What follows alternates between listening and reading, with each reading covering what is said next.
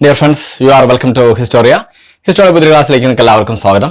അപ്പോൾ ഇന്നത്തെ ക്ലാസ്സിൽ നമ്മൾ എല്ലാ ക്ലാസ്സിലും ചെയ്യുന്ന പോലെ എല്ലാ തിങ്കളാഴ്ചകളും ചെയ്യുന്ന പോലെ തന്നെ കറണ്ട് അഫയേഴ്സ് ആണ് നമ്മൾ പഠിക്കുന്നത്. പ്രധാനപ്പെട്ട 5 കറണ്ട് അഫയേഴ്സ്, ആ 5 ചോദ്യങ്ങൾ, അതിന്റെ ഉത്തരങ്ങൾ, അനുബന്ധ കാര്യങ്ങളുമായി വളരെ വിശദമായിട്ട് നമ്മൾ 5 കറണ്ട് അഫയേഴ്സ് പഠിക്കുകയാണ് ചെയ്യുന്നത്.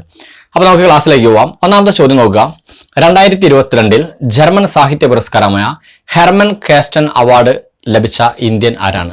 2022 ജർമ്മൻ സാഹിത്യ പുരസ്കാരമായ ഹെർമൻ കാസ്റ്റൻ അവാർഡ് ലഭിച്ച ഇന്ത്യൻ ആരാണ്? ഹെർമൻ കാസ്റ്റൻ അവാർഡ് ഓർത്തേക്ക്, ഹെർമൻ കാസ്റ്റൻ അവാർഡ് ജർമ്മൻ സാഹിത്യ പുരസ്കാരമാണ്.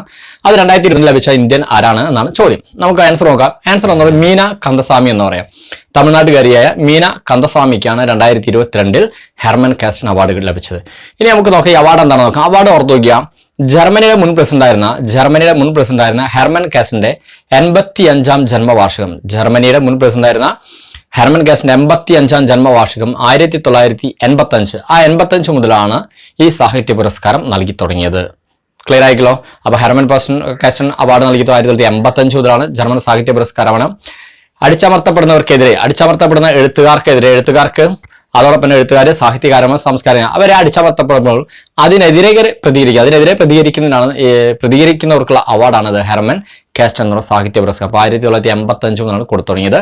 ഈ 2022 അത് ആദ്യമായിട്ട് കിട്ടുന്ന ആർക്കാണ്?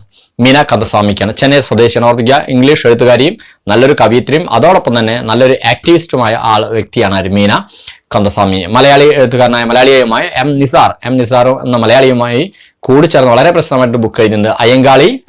Ayyankali the Dalit leader of organic protest. ഓർമ്മിക്കുക, Ayyankali the Dalit leader of organic protest എന്ന കൃതി, ഒരു ബുക്ക് എഴുതിയ ആളുകളാണ് നമ്മൾ പറഞ്ഞ മീന കന്ദസ്വാമി. മറക്കണ്ട, 2022 ഹെർമൻ കാസ്റ്റൻ അവാർഡ് ലഭിച്ചത് ഇന്ത്യക്കാരിയായ Meena കന്ദസ്വാമിക്കാണ്. Meena Kandaswamy. Clear ആയിരിക്കല്ലോ.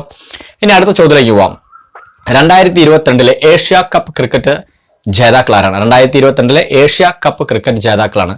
2022 Asia cup cricket ജേതാക്കളായത് ശ്രീലങ്കയാണ്. പാകിസ്ഥാനെ പരാജയപ്പെടുത്തി ശ്രീലങ്കയാണ് ഈ വർഷം ഏഷ്യ കപ്പ് ക്രിക്കറ്റ് ജേതാക്കളായത്. 2022 ഏഷ്യ കപ്പ് ക്രിക്കറ്റ് ജേതാക്കൾ ആരാണ്? പാകിസ്ഥാനെ പരാജയപ്പെടുത്തി ആരാണ്? ശ്രീലങ്കയാണ് ഈ വർഷം കപ്പെടുത്തത്. ഈ വർഷത്തെ ഏഷ്യ കപ്പ് ക്രിക്കറ്റ് ടൂർണമെന്റ് നടന്നത് UAE-യിലാണ്. United Arab Emirates. നമുക്കറിയാലോ, United Arab Emirate, that is UAE-യിലാണ് 2022 ഏഷ്യ കപ്പ് ടൂർണമെന്റ് നടന്നത്. വിജയികൾ ആരാണ്? പാകിസ്ഥാനെ പരാജയപ്പെടുത്തി ശ്രീലങ്കയാണ് കപ്പെടുത്തത്.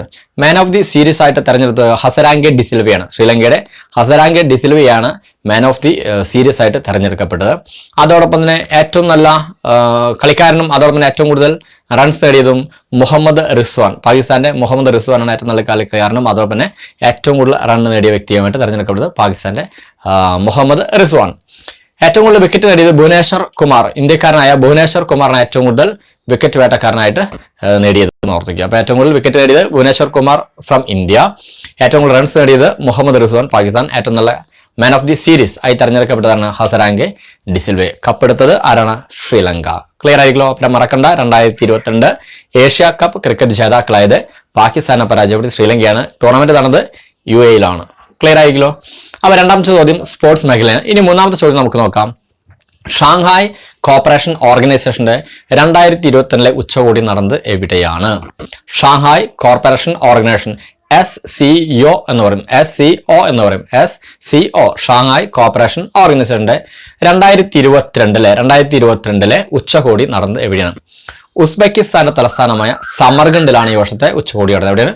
ഉസ്ബെക്കിസ്ഥാന്റെ തലസ്ഥാനമായ സമർഖണ്ഡ്. മുന്നേക്ക് നമ്മൾ മുഗൾ കാലഘട്ടം പറയുമ്പോൾ അതിൽ പറയുമ്പോൾ ഒരു സമർഖണ്ഡ് എന്ന സ്ഥലം, ആ സ്ഥലം തന്നെയാണ്. ഉസ്ബെക്കിസ്ഥാന്റെ തലസ്ഥാനമായ സമർഖണ്ഡിലാണ് 2022 ഷാങ്ഹായ് കോപ്പറേഷൻ ഓർഗനൈസേഷന്റെ ഉച്ചകോടി നടന്നത്. 2001 ജൂൺ 15 നമ്മൾ ഈ പറഞ്ഞ ഷാങ്ഹായ് കോർപ്പറേഷൻ ഓർഗനൈസേഷന്റെ സംഘടന രൂപം 2001 ജൂൺ 15 ആരംഭിച്ചത്. ഇതിൽ ടോട്ടലി ഈ വർഷം പുതിയൊരു അംഗം കൂടി അതിൽ വന്നിട്ടുണ്ട്. ഇറാനെ കൂടി ഈ വർഷം ഉൾപ്പെടുത്തിയതോടുകൂടി 9 അംഗസംഖ്യയില്ല, 9 അംഗങ്ങളാണ് ഇതിൽ വരുന്നത്. ഷാങ്ഹായ് കോർപ്പറേഷൻ ഓർഗനൈസേഷനിൽ വരുന്നത് 9 അംഗങ്ങൾ. ഇറാനെ കൂടി ഉൾപ്പെടുത്തി ഈ വർഷം അവസാനമായി ചേർന്നത് ഇറാനാണ്. ഇറാനും കൂടി ചേർന്നപ്പോൾ 9 രാഷ്ട്രങ്ങളായിട്ട് മാറി. മറ്റെട്ട് രാഷ്ട്രങ്ങൾ ഏതൊക്കെ നോക്കാം. ഒന്ന്, ഇന്ത്യയുണ്ട്, പാകിസ്ഥാനുണ്ട്, ചൈനയുണ്ട്, റഷ്യയുണ്ട്. ഇന്ത്യയുണ്ട്, പാകിസ്ഥാനുണ്ട്, ചൈനയുണ്ട്, റഷ്യയുണ്ട്. ഉസ്ബെക്കിസ്ഥാനുണ്ട്, കസാക്കിസ്ഥാനുണ്ട്, Tajikistan and Kyrgyzstan and Iran. ഇത്രയും 9 രാഷ്ട്രങ്ങളാണ് ഇതിൽ ഷാങ്ഹായ് കോർപ്പറേഷൻ ഓർഗനൈസേഷൻ. ഇനി 2023 ആതിഥേയത്വം 2023 ഉച്ചകോടി നടക്കുന്നത് ഇന്ത്യയിലാണ്. 2023 ഷാങ്ഹായ് കോർപ്പറേഷൻ ഓർഗനൈസേഷന്റെ ഉച്ചകോടി നടക്കുന്നത് ഇന്ത്യയിലാണ്. അപ്പൊ മറക്കണ്ടല്ലോ, ചോദ്യം ക്ലിയർ ആയില്ലേ? ഷാങ്ഹായ് കോർപ്പറേഷൻ ഓർഗനൈസേഷൻ 2001 ജൂൺ 15 രൂപം കൊണ്ടു. അതിന്റെ ഈ 2022 മീറ്റിംഗ് നടന്ന എവിടെയാണെന്ന് വെച്ചാൽ എവിടെയാണ്? ഉസ്ബെക്കിസ്ഥാൻ തലസ്ഥാനമായ സമർഖണ്ഡിലാണ്. 2022 ഉസ്ബെക്കിസ്ഥാൻ തലസ്ഥാനമായ സമർഖണ്ഡിലാണ്. 2023 ഉച്ചകോടി നടക്കുന്നത് ഇന്ത്യയിലാണ്. അംഗസംഖ്യ ടോട്ടലി 9 ആളാണ്. അവസാനമായി അംഗമായത് ഇറാനാണ്. ഈ വർഷമാണ് ഇറാൻ ചേർന്ന്, അങ്ങനെ 9 അംഗരാഷ്ട്രങ്ങൾ. മറ്റു രാഷ്ട്രങ്ങൾ India, Pakistan, China, Russia, Uzbekistan, Kazakhstan, Kyrgyzstan, Tajikistan and Iran. ഇത്രയും 9 രാഷ്ട്രങ്ങളാണ് ഇതിൽ വരുന്നത്. ഈ പറഞ്ഞ ഷാങ്ഹായ് കോർപ്പറേഷൻ ഓർഗനൈസേഷൻ വരുന്നത്. ക്ലിയർ ആയിരിക്കുമല്ലോ? മൂന്നാമത്തെ ചോദ്യം ഇന്റർനാഷണൽ ഓർഗനൈസേഷനുമായി ബന്ധപ്പെട്ടാണ്, അല്ലെങ്കിൽ ഇന്റർനാഷണൽ സമ്മിറ്റുമായി ബന്ധപ്പെട്ടാണ്. ഇനി നാലാമത്തെ ഓപ്ഷൻ എടുക്കുക. നാലാമത്തെ ചോദ്യത്തിലേക്ക് ഒന്ന് പോവാം. The mirror of origin, mirror of light എന്ന് പറയും. മിറർ ഓഫ് ഒറിജിൻ അല്ല, മിറർ ഓഫ് ലൈറ്റ് എന്ന കൃതി രചിച്ചത് ആരാണ്? ദി മിറർ ഓഫ് ലൈറ്റ് എന്ന കൃതി രചിച്ചത് ആരാണ്? ഓർത്തിക്കുക, 2 തവണ ബുക്കർ പ്രൈസ് ലഭിക്കുന്ന ആദ്യത്തെ എഴുത്തുകാരിയായ Hilary Mantel just recent passed away. ഈ അടുത്ത ആൾ മരിച്ചു, ഈ അടുത്ത ആൾ അന്തരിച്ചു. ഹിലാരി മാൻഡൽ എന്ന ഇംഗ്ലീഷ് എഴുത്തുകാരിയുടെ പുസ്തകമാണ് ഇത് ദി മിറർ ഓഫ് ലൈറ്റ് എന്ന് പറയുന്നത്. മറക്കണ്ട, ദി മിറർ ഓഫ് ലൈറ്റ് എന്ന കൃതി രചിച്ചത് ഇംഗ്ലീഷ് എഴുത്തുകാരിയായ റീസെന്റ് അന്തരിച്ച ഹിലാരി മാൻഡൽ ആണ്. പ്രത്യേകത ഇതാണ്, എന്താണ്? 2 തവണ ബുക്കർ പ്രൈസ് ലഭിക്കുന്ന ആദ്യത്തെ എഴുത്തുകാരിയാണ് ഹിലാരി മാൻഡൽ എന്ന്.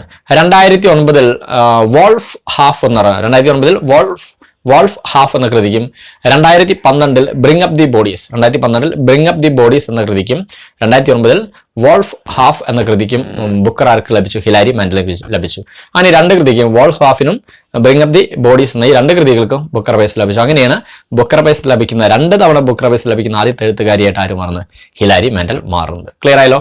അപ്പൊ മറക്കണ്ട, ദി മിറർ ഓഫ് ലൈറ്റ് എന്ന കൃതി രചിച്ചത് ഹിലാരി മാൻഡൽ ആണ്. ക്ലിയർ ആയല്ലോ? ഓക്കെ, നെക്സ്റ്റ് ആണ് 5ാമത്തെ ചോദ്യത്തിലേക്ക് നമുക്ക് പോവാം. ഓപ്പറേഷൻ മേഘചക്ര എന്ന് പറഞ്ഞാൽ എന്താണ്? ഓപ്പറേഷൻ മേഘചക്ര എന്ന് പറഞ്ഞാൽ എന്താണ്? ഓർത്തിക്കുക, ജസ്റ്റ് റീസെന്റ് അടുത്ത കാലത്ത് ഇന്ത്യയിൽ നടന്ന ഒരു വളരെ പ്രശസ്തമായ ഒരു ഓപ്പറേഷനാണ് ഓപ്പറേഷൻ മേഘചക്ര. എന്താണെന്ന് ചോദിച്ചാൽ, ഇന്ത്യയിൽ രാജ്യവ്യാപകമായിട്ട് കുട്ടികളുടെ അശ്ലീല ചിത്രവും വീഡിയോസുകളും പകർത്തുന്നവർക്ക്, അല്ലെങ്കിൽ വിതരണം ചെയ്യുക, അത് പ്രൊഡ്യൂസ് ചെയ്യുക, അത് ഉണ്ടാക്കുന്നവരും അത് വിൽപ്പന നടത്തുന്നവരും അത് വിതരണം ചെയ്യുന്നവരും അവർക്കെതിരെ ഇന്ത്യയിൽ CBI നടത്തിയ ഒരു രാജ്യവ്യാപകമായിട്ടുള്ള ഒരു റെയ്ഡാണത് ഓപ്പറേഷൻ മേഘചക്ര. ഓർക്കുക, കുട്ടികളുടെ അശ്ലീല ചിത്രവും വീഡിയോസും പ്രൊഡ്യൂസ് ചെയ്യുന്നവരും അതോടൊപ്പം അത് വിതരണം ചെയ്യുന്നവരും വിൽപ്പനക്കാർക്കും അവർക്കെതിരെ CBI രാജ്യവ്യാപകമായി നടത്തിയ ഒരു റെയ്ഡാണ് ഓപ്പറേഷൻ മേഘചക്ര. കേരളം ഉൾപ്പെടെ 21 സംസ്ഥാനങ്ങളും കേന്ദ്രഭരണങ്ങളും ഉൾപ്പെടെ ഏകദേശം 59ഓളം സൈറ്റുകളാണ് ഈ ഓപ്പറേഷൻ മേഘചക്ര ഈ റെയ്ഡ് നടന്നത്. അത്യാവശ്യം ഒരുപാട് ആളുകൾ ഇതിൽ പിടികൂടുകയും ചെയ്തൊരു സംഭവമാണ്. അപ്പം മറക്കണ്ട, ഓപ്പറേഷൻ മേഘചക്ര എന്ന് പറയുന്നത് കുട്ടികളുടെ അശ്ലീല ചിത്രവും വീഡിയോസും പകർത്തുന്നവർക്കെതിരെ, അല്ലെങ്കിൽ അത് വിൽപ്പന നടത്തുന്നവരെ, വിതരണം ചെയ്യുന്നവർക്കെതിരെ CBI നടത്തിയ റെയ്ഡാണ് ഏത്? ഓപ്പറേഷൻ മേഘചക്ര. ക്ലിയർ ആയിരിക്കുമല്ലോ? അപ്പൊ 5 ചോദ്യങ്ങളാണ് നമ്മൾ കറണ്ട് അഫയേഴ്സിൽ പഠിച്ച വളരെ വ്യത്യസ്തമായിട്ടുള്ള 5 ചോദ്യങ്ങളും അതിന്റെ ഉത്തരങ്ങളും അനുബന്ധ കാര്യങ്ങളാണ്. ആദ്യം നമ്മൾ പറഞ്ഞത് 2020 ഹെർമൻ കാസ്റ്റൺ അവാർഡ് മറക്കണ്ട, ഏഷ്യ കപ്പ് ജേതാക്കൾ, അതോടൊപ്പം ഷാങ്ഹായ് കോർപ്പറേഷൻ ഓർഗനൈസേഷൻ പറഞ്ഞു. പിന്നെ മിറർ ഓഫ് ലൈറ്റ്, നമ്മൾ ബുക്കർ പ്രൈസ് ലഭിച്ച എഴുത്തുകാരി ഹിലാരി മാൻഡൽ റീസെന്റ് മരിച്ചിരുന്നു, അതാണ് പറഞ്ഞത്. പിന്നീട് ഇപ്പോൾ ഓപ്പറേഷൻ മേഘചക്ര. അപ്പൊ 5 ചോദ്യങ്ങളും വളരെ ഭംഗിയായിട്ട് പഠിക്കുക. അതിന്റെ അനലൈസേഷൻ എന്ന രീതിയിൽ നമ്മളിപ്പോൾ അതിന് ചുറ്റുമായി പറഞ്ഞ കാര്യങ്ങൾ, അതിനോട് അനുബന്ധമായി പറഞ്ഞ കാര്യങ്ങളൊക്കെ വളരെ ഭംഗിയായിട്ട് പഠിക്കുക. അപ്പോൾ അടുത്ത ക്ലാസ് നമുക്ക് വീണ്ടും ഇതേപോലെ കറണ്ട് അഫയേഴ്സുകളുമായി വീണ്ടും കണ്ടുമുട്ടാം. പിന്നെ എല്ലാവരും നന്നായി പഠിക്കുക, സമയം കളയരുത്, കിട്ടുന്ന സമയം നല്ല മാക്സിമം പഠിക്കുക. ഒരുപാട് നോട്ടിഫിക്കേഷൻ വന്നുള്ള police constable, sub inspector, university assistant, ഒരുപാട് എക്സാമുകളുടെ നോട്ടിഫിക്കേഷൻ വന്നിട്ടുണ്ട്. നല്ല ഭംഗിയായിട്ട് പഠിക്കുക, സമയം കളയരുത്, കിട്ടുന്ന സമയം മാക്സിമം ഉപയോഗിക്കുക. സോ അടുത്ത ക്ലാസ് നമുക്ക് വീണ്ടും കണ്ടുമുട്ടാം. അതുവരെ എല്ലാവർക്കും ബൈ പറയുന്നതിന് മുന്നേ, നമ്മൾ ആദ്യമായിട്ടാണ് നിങ്ങൾ നമ്മുടെ ചാനൽ കാണുന്നത്, തീർച്ചയായിട്ടും ലൈക്ക് ചെയ്യുക, സബ്സ്ക്രൈബ് ചെയ്യുക.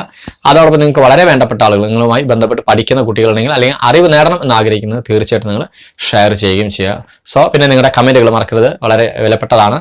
അപ്പോൾ നല്ല കമന്റുകളുണ്ടെങ്കിൽ കമന്റ് ചെയ്യുക. ഒന്നിലും കമന്റ് ബോക്സിൽ കമന്റ് ചെയ്യുക, അല്ലെങ്കിൽ 98462980 എന്ന നമ്പറിൽ നിങ്ങൾ വാട്സാപ്പ് നമ്പറിൽ കമന്റ് ചെയ്യാൻ നിങ്ങൾക്ക് വേണ്ട നിർദ്ദേശങ്ങളും ഗൈഡൻസുകളൊക്കെ നൽകാവുന്നതാണ്.